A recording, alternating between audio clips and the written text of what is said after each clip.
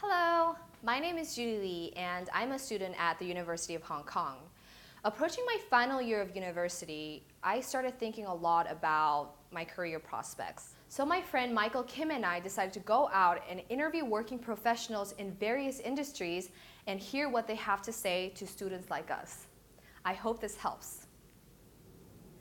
Today, I'm speaking with Matt Walsh, a veteran broadcaster, voiceover artist, and an instructor at the University of Hong Kong's Journalism and Media Studies Center. We'll be discussing what it's like to work in the media industry and what aspiring media professionals can expect to see when embarking on their careers. Thank you very much, Matt, for joining us for the interview today. It's my pleasure. So, why don't you start off by telling us why you decided to pursue a career in broadcast? Well, the answer to that goes back many years. My initial interest in broadcasting, I think, was based more at that time in an interest in music. My first job in broadcasting was on the radio, playing music. I grew up as a musician and had a great passion for music as a young person and as a university student. And I was a disc jockey and a producer on radio for the first part of my career. So it was an interest in music that got me into broadcasting originally. And now I'm aware that you're working for a big media organization as a news editor / producer. Later in my career, I made the transition from radio into television and from entertainment programming into news, which was a smooth and comfortable transition for me because I'd always been interested in current events and in history, and news, as they often say, is the first draft of history. So it was a comfortable transition for me, and adding pictures to radio production to equal television was has been fun and fascinating, and broadcasting, media in general, can be a very rewarding career because you have to develop a variety of skills and your challenges are different every day. News is interesting because the news is different every day. Can you maybe share with us some of the responsibilities that you have as a news producer? Staying current on what stories are in the news, knowing what they're about, who the players are, where the locations are, is essential for your coming into work every day. Day-to-day responsibilities are writing clear stories, editing the writing of other people, arranging stories in a broadcast, deciding how those stories are told with what video pictures and what interview clips from newsmakers and witnesses to news, among the responsibilities. What are some of the difficulties and challenges that come with that kind of responsibility? In a broadcast environment, time is always the greatest challenge because for a live broadcast television news program, it won't wait. When the program starts, the material has to be ready. Or as news breaks, you've got to get it on the air as quickly as you can. So doing a lot of things and perhaps complicated things in a short space of time is the biggest challenge, perhaps stressful at times. I sometimes find that some news organizations, when they present the information, they tend to present the information in a way that suits their own needs rather than informing the audience.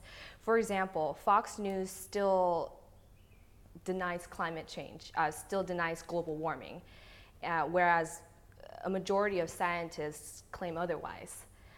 When you see something like that, how do you feel? And do you think aspiring journalists can strive to overcome that? Well, I can't comment on any specific news organizations, but what I can say is that good journalism presents factual material in a fair and balanced way, and that's what aspiring journalists and student journalists can strive to do is to understand an issue. If an issue has several sides, to present those sides in a fair and balanced way. And if someone that you interview offers an opinion or cites something as a fact that your research indicates is simply untrue, you have a responsibility to point that out to the audience too. So you need to research and almost become instant experts on the topics that you're reporting. The phrase instant expert suggests a certain lack of expertise and shallowness, but it's also not entirely untrue. We, in journalism, develop great research skills, and that's what I can tell a student journalist, is to practice your research skills so that you can get up to speed with credible information in a short space of time. So maybe you're not an instant expert, but you develop familiarity with a subject quickly so that you can present as fair and balanced a picture to the public as you can. How important is it for journalists to be able to cover the news on multiple platforms? More important than ever before. And that's the thing that's changing in news, has been for some time and will continue to do so. News and information and entertainment are being delivered to people on a wider variety of platforms than ever before. A lot of handheld mobile devices are at the forefront now, but who knows in 5-10 years from now what it's going to be. We may be using devices that no one's even thought of yet. So developing a broad range of skills, both technically and editorially, is the best thing that an aspiring young journalist can do. I think there are some basic skills that are applicable right across any platform, things that are fundamental to journalism, like writing, research, and a certain visual acuity. Multi-skilling is essential, I think, for any young journalist going forward. What are some of the key characteristics that an aspiring broadcast journalist should possess that is different from a print journalist? Well, the differences between broadcast and print are not as well defined as they used to be. When the difference was between newspapers and radio and television, you could clearly say writing for the spoken word versus writing for the printed word was a clear difference. With internet-based delivery platforms, things are combining. And the style of the written word as it appears on the internet is much closer to conversational spoken word writing than the formal style that newspapers adopted some years ago. But certainly the ability to write to pictures and to allow video pictures to do part of the storytelling for you is a key difference between broadcast writing and print writing. Radio is a whole different thing. The writing for radio has to be more descriptive because you don't have pictures. But certainly matching your words with video pictures and not making them redundant, letting the pictures tell part of the story is a balancing act that broadcast writers have to do. What can aspiring broadcast journalists do to, I guess, stand out from the competition?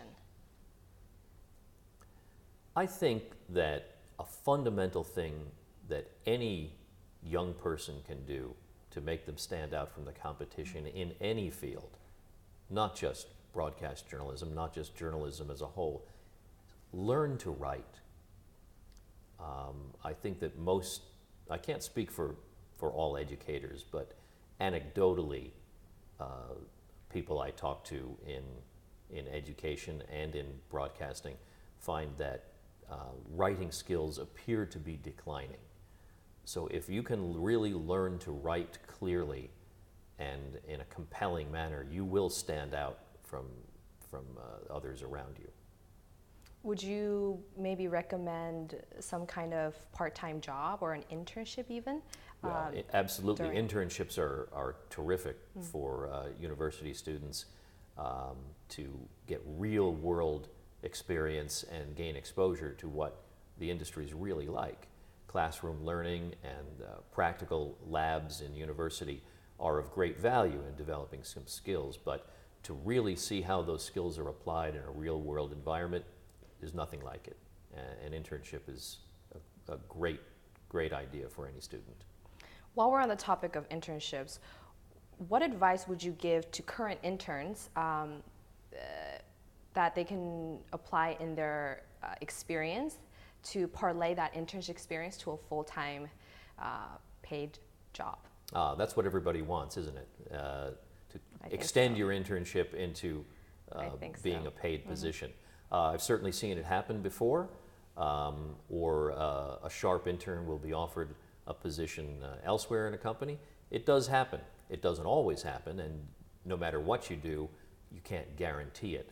But what an intern can do is show enthusiasm and good organizational skills, proactivity, being able to get a job done without a lot of hand-holding. People particularly in a newsroom environment, don't have a lot of time for teaching. If an intern is given a task, they need to be able to execute that task and do it well, and maybe even add value.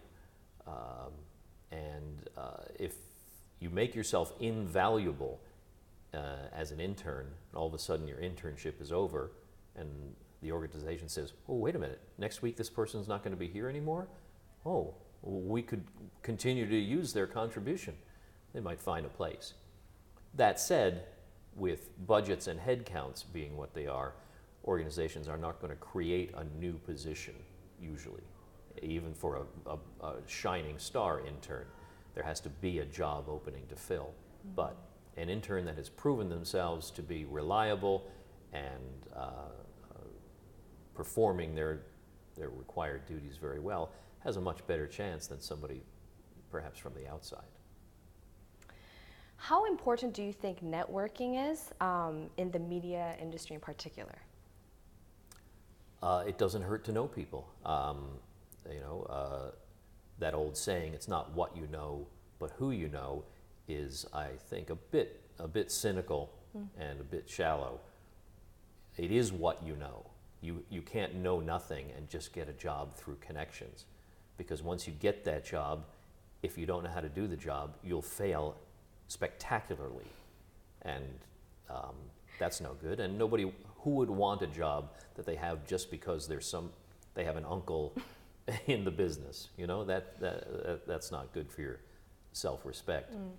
But certainly, if your skills are up to par and you know what to do, an introduction to someone on the inside somewhere doesn't hurt. So networking is very valuable.